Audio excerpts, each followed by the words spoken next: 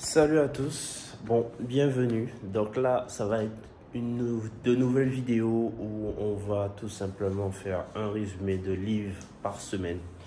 Donc voilà. Alors, je vous présente le livre rapidement.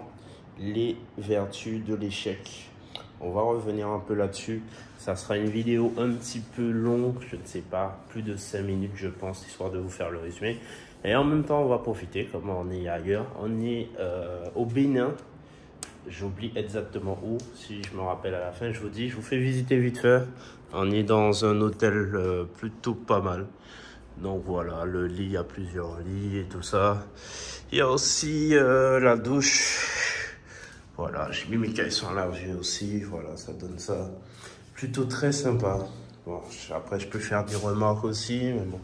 Donc, c'est une vidéo longue. Vous pouvez, si vous voulez, l'écouter en mode podcast. Parce que, à part les quelques images au début que je vais montrer, le reste, ça va être plus de la lecture. Je vais monter aussi pour vous montrer. Donc, en fait, là, c'était pour plusieurs personnes. Bon, je l'ai eu pour moi tout seul. Et donc voilà, c'est très bien, moi je trouve les trucs anti-moustiquaires comme ça, tu vois ça. Tu ouvres la fenêtre, après tu peux bouger et tout. Voilà, donc ouais, c'est résumé de livre, mais si j'ai l'occasion de vous montrer 2-3 petites idées, je vais pas hésiter. On va aller dehors, on va prendre le livre. Hop, voilà, les vertus de l'échec. Alors, j'espère que je vais rencontrer personne, au pire, ça va faire une discussion. Hop. Ah, mes sandales. Je sais pas où ils sont mes sandales. Bon, attendez. Bon, alors, les vertus de l'échec. Je vous lis le petit dos, les petits marque-pages que j'ai pris. Et voilà. Alors, et si nous changions de regard nos échecs, les succès viennent rarement sans accroc. Charles de Gaulle, Rafael Nadal, Steve Jobs, Barbara ont tous essuyé des rêves cuisants avant de s'accomplir. Relisant leur parcours et de nombreux autres à lumière de Marc Aurèle, Saint-Paul, je sais pas, Freud, cet essai nous apprend à réussir nos échecs. Il nous montre comment chaque épreuve, échec, parce qu'elle nous confond du réel et à notre désir profond, peuvent nous rendre plus lucides, plus combatifs, plus vivants. Un petit traité de sagesse qui nous met sur la voie d'une authentique réussite. Voilà. Ah, vous avez vu? Alors ça, c'était le résumé du livre. Ça, c'est fait en corne. C'est pas mal. Bon, comme ça, on perd pas facilement les clés. Je vais laisser ouvert. Hop, il fait vraiment chaud. Regardez le paysage. Donc, je vous explique un petit peu. Là, il y a une chambre comme la mienne et tout. Là, il y a une autre chambre. C'est ma voisine de voyage. Elle a pris des amandes. Elle va les éplucher tout à l'heure. Elle aime bien. Là, il y a une autre. Et là, il y a une autre. Et du coup, il y a 4 chambres dans tout le truc, en fait. Et je vais vous montrer un peu le complexe. Vous n'allez pas peut-être tout voir, mais c'est plutôt pas mal. Et il fait quand même bien chaud. Donc là, vous voyez, ils ont planté tout ça. Donc là, il faut un nouveau bâtiment. Là, c'est où on mange. Il y a un espace jeu. Donc, je vous ai dit, hein, on est au Bénin. Là, il y a un bar à l'entrée. Il y a des petits hamacs artisanales. Et oui, pour rappel, je suis pas trop fort en français. Je lis mal. Il y a plein de trucs. Et aussi, c'est un centre de formation. Donc, des fois, il y a des petits jeunes. Il y a beaucoup de petits jeunes. Ils ont nettoyé toute la plage et tout ça. Et donc voilà, un petit jeu comme ça, ça rappelle son enfance. Là peut-être il y a un truc militaire. On n'est pas à Porto Novo, mais je vais me rappeler du lieu. Et ça va être pas mal. Et regardez comment c'est beau ça. Ça, magnifique. En ça, on n'est pas full touristique. Il y a le côté authentique qui est là. Donc c'est pas mal. Et là on arrive sur la plage, peut-être vous allez entendre du vent. Ça fait déjà 4 minutes de vidéo. Oh là, ça va être long, Donc voilà. Donc il y a des pêcheurs depuis tout à l'heure. Ils tirent, je pense, un filet ou quelque chose comme ça depuis ce matin 7 h. Les gars, ils charbonnent là-bas. Je vais essayer de zoomer pour vous, je vais pas les déranger. Ouais, depuis 7h là, il doit être 10h30. Il y a des choses comme ça. Et voilà toute la plage. Là, comme ça. Voilà, une plage quasiment pour nous tout seuls. Et il y a pas mal d'opportunités. Ils m'ont dit que les terrains sont chers ici. Mais je pense que ça doit être quand même rentable si le tourisme continue d'évoluer. Donc il y a la bouée. Effectivement là, ils sont presque finis. Donc voilà. Donc il y a un petit feu des déchets, c'est normal, c'est la mer qui a ramené ça là. Donc je pense. Donc voilà. Il y a un peu. Je sais pas si ce sont des touristes. Du coup, les amis, c'est parti pour le résumé. Alors, j'ai pris des marque-pages et je vais essayer de vous dire ce que j'ai retenu. C'est parti. Donc je cherche juste le sens du vent. Alors, sur cette page, j'ai retenu quoi? C'est que maintenant, en France, eh ben, on a peur de l'échec. On a un petit peu peur de l'échec. Je ne vais pas vous filmer que le livre, je vais vous laisser sur le paysage. Et du coup, ben, au final, à l'école, on nous dit ouais, l'échec c'est mauvais, et tout ça, échouer, on a peur d'avoir des mauvaises notes et tout. Et même ils expliquent que genre dans des QCM, eh ben, on a des mauvaises notes. Non, voilà. Dans des QCM, il y a des gens qui préfèrent ne pas répondre que d'échouer. Et ça, c'est la mentalité un petit peu française. Et c'est pour ça que des fois, on a peur d'essayer, on a peur de se lancer. Et je sais qu'on est dans une période où on a fait on s'est fait des promesses de faire du sport, de se lancer. Que peut-être même il y a des personnes qui ont déjà abandonné parce que c'est effectivement trop dur. Et bien là, en fait, dans ce petit résumé, ce que j'ai retenu, c'est d'échouer vite, d'échouer rapidement. Et ça, c'est important. Parce que moi, je suis pas vraiment quelqu'un qui a réussi dans la vie. Peut-être légèrement, financièrement, j'arrive à m'en sortir. Mais faut apprendre à échouer. C'est vraiment une faculté. Tu échoues, mais en fait, tu apprends. Et en fait, lorsque tu échoues, faut pas rester sur l'échec. Faut te dire pourquoi tu as raté et pourquoi, qu'est-ce que je peux faire pour la prochaine fois ne pas échouer. Et en fait, tu apprends petit à petit. Parce que même là, dans ma situation, eh ben, c'était pour vous dire que ben, je fais des échecs. Hein. Là, l'année dernière, c'est bien, j'ai pas atteint mes objectifs. Mais je trouve que ben, c'est plutôt pas mal ce que j'ai fait. Mais je sais que j'ai fait pas mal d'échecs, surtout niveau dépenses. J'aurais pu dépenser de façon plus intelligente. Mais j'ai décidé des fois de me faire un peu plaisir. Donc maintenant, là, sur cette partie, on a le fait que l'échec sur plusieurs personnes.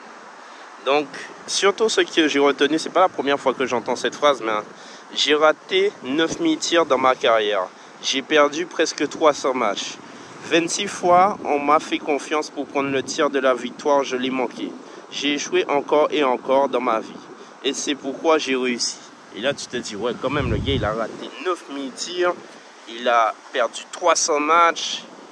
26 fois, on lui a fait confiance. Il a raté. Tu te dis, ah ouais, non, mais il est pas bon. Mais au final, cette personne, c'est quand même Michael Jordan. Vous voyez l'idée?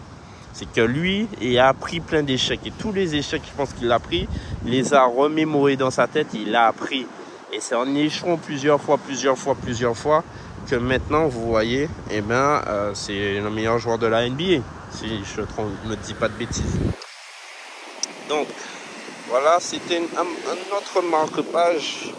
On va continuer. C'est la première vidéo, donc je ne sais pas si vous allez la regarder jusqu'à la fin. Et en même temps, les gars, ils sont en train de ramener leur filet de pêche. Ils sont pas mal nombreux.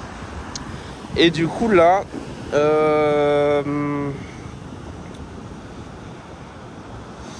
là, on a des thérapeutes, des psychanalystes qui, en gros, expliquent que... Attendez, est-ce que c'est compliqué parce que... Ah, j'avais pas prévu ça comme ça, ouais. Ah là là. Je pense qu'il faudra faire accélérer sur cette vidéo, vraiment.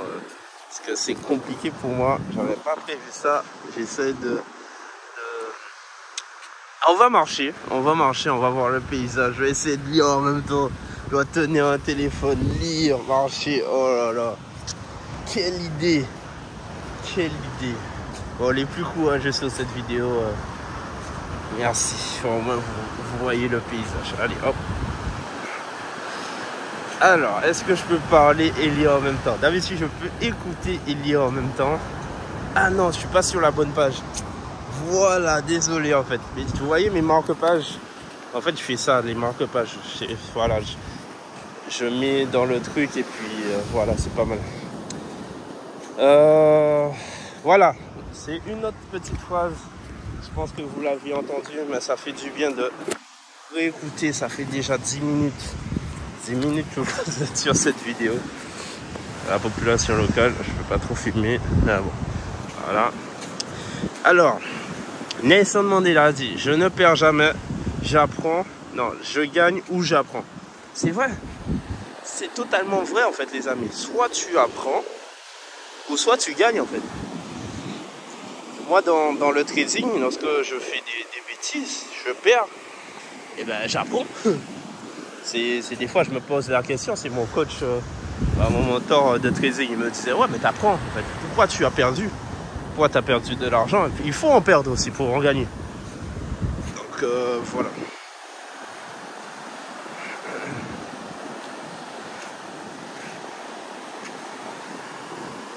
Alors là ici,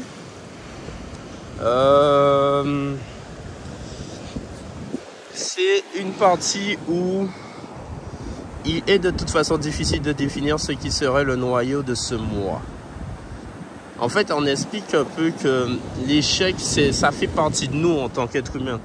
Et si on n'avait pas l'échec, eh ben peut-être qu'on ne serait pas vraiment humain et qu'on ne peut pas vraiment évoluer. Et en fait, là, ça dit parfois, seule l'expérience de l'échec permet de mesurer combien cette identité sociale nous réduit, nous coupe de notre personnalité profonde et de notre complexité. Pour surmonter nos échecs, il faut aussi redéfinir le moi. Non plus un noyau fixe et immuable, mais une subjectivité plurielle, toujours en mouvement. Voilà. Parce que l'homme a échoué. L'homme a échoué, effectivement. Donc, c'est ce qu'il faut retenir. L'échec, ça fait partie de l'humain. Et comme ça, eh ben, on peut se définir, on peut avoir pas mal de petites choses. Un autre point, lors de ces échanges, le mot que j'ai le plus souvent échangé sur est process. Loin devant les termes management, ressources humaines, initiative.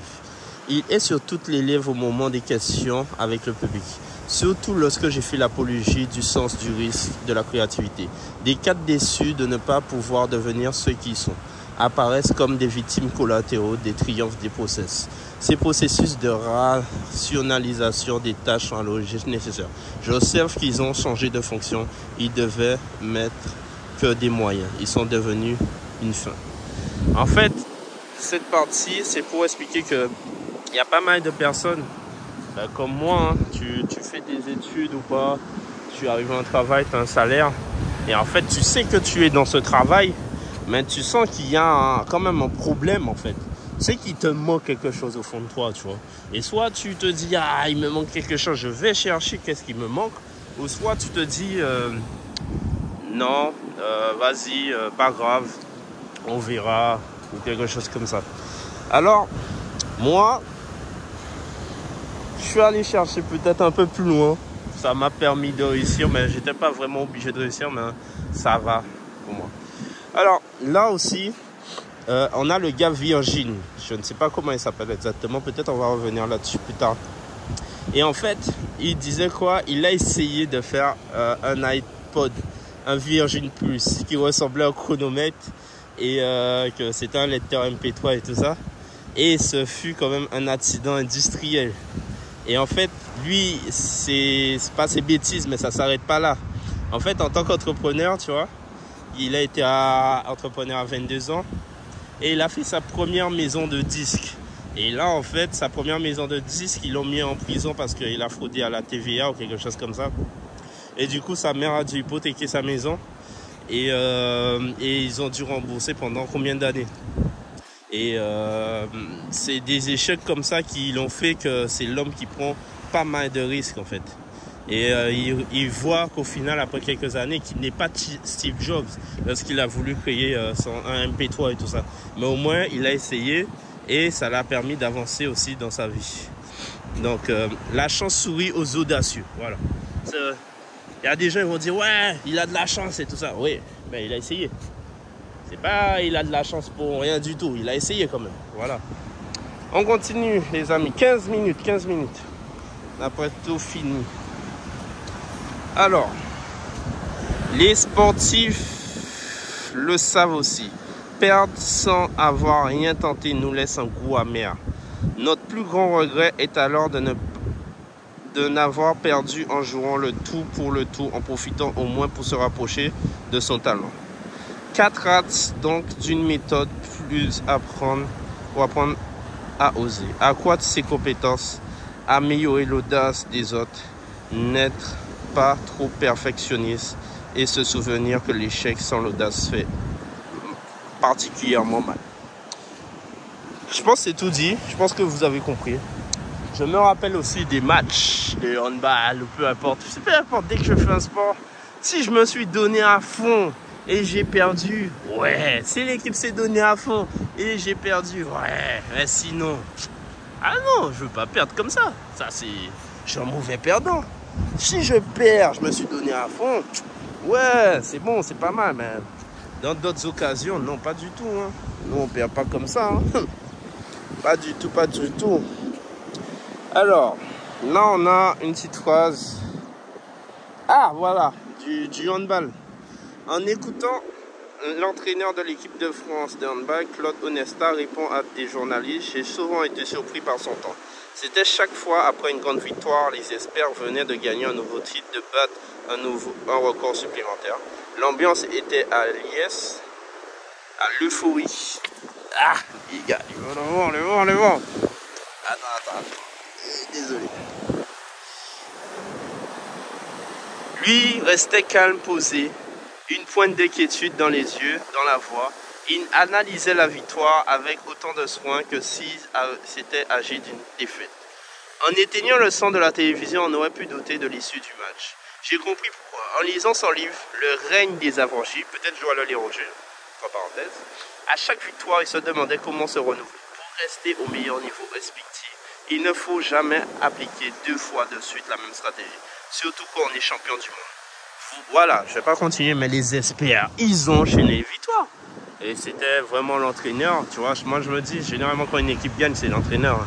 Tu peux avoir 10 000 grands joueurs, par exemple le Paris Saint-Germain. Si l'entraîneur ne cadre pas bien tous les grands joueurs ou tout le reste, ça ne va pas fonctionner. Hein. Voilà, donc c'est un gros travail de l'entraîneur. Et là, on le voit. Hein. On le voit avec ça, les experts, que voilà, faut avoir une mentalité. Même si tu gagnes, il faut te dire, ok, pour l'année prochaine, je dois gagner. Tu dois te concentrer sur la victoire, sur tes victoires. C'est pour ça que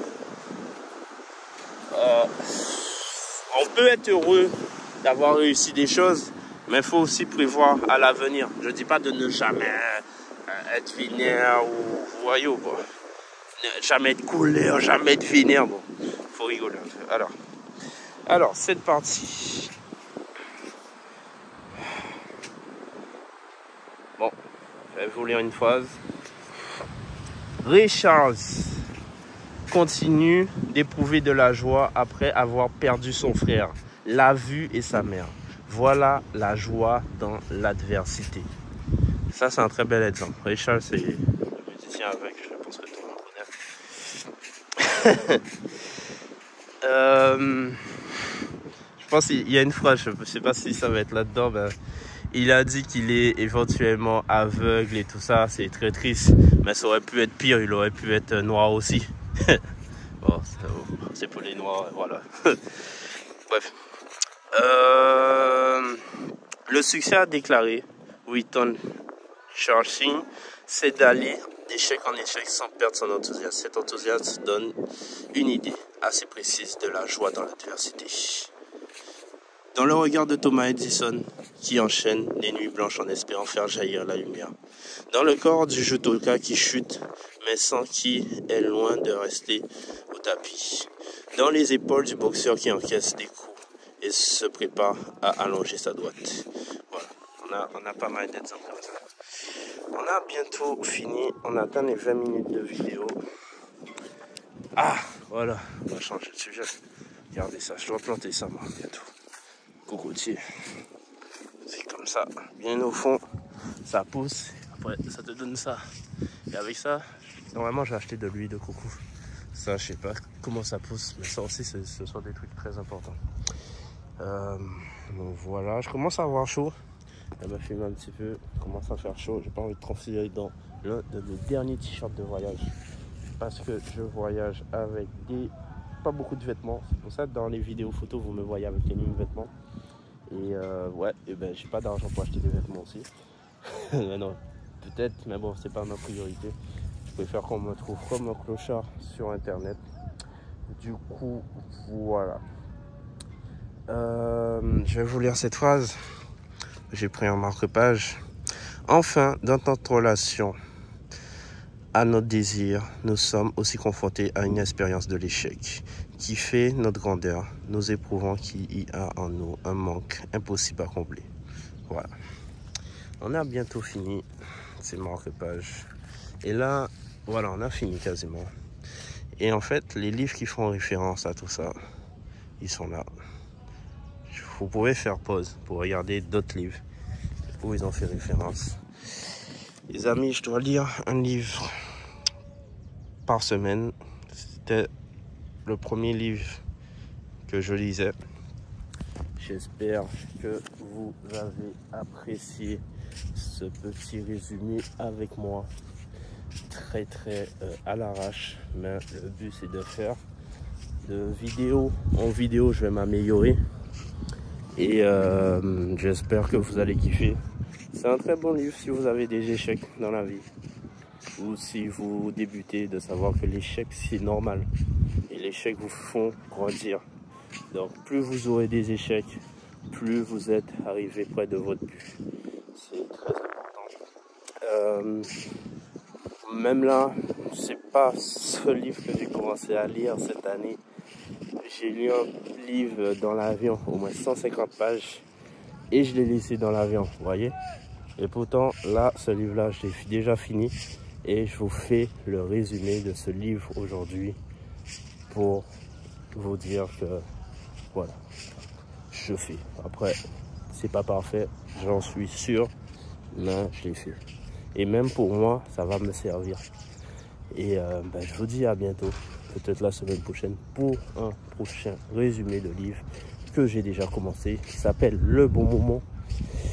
Et donc voilà, salut, je vous laisse sur petite rotation de ce petit hôtel avec 4 chambres. Mais ils ont mis les moyens. Attendez, c'était flou, peut-être depuis tout à l'heure, mais vous allez la voir brute, hein, la vidéo. Ce petit cadre formidable.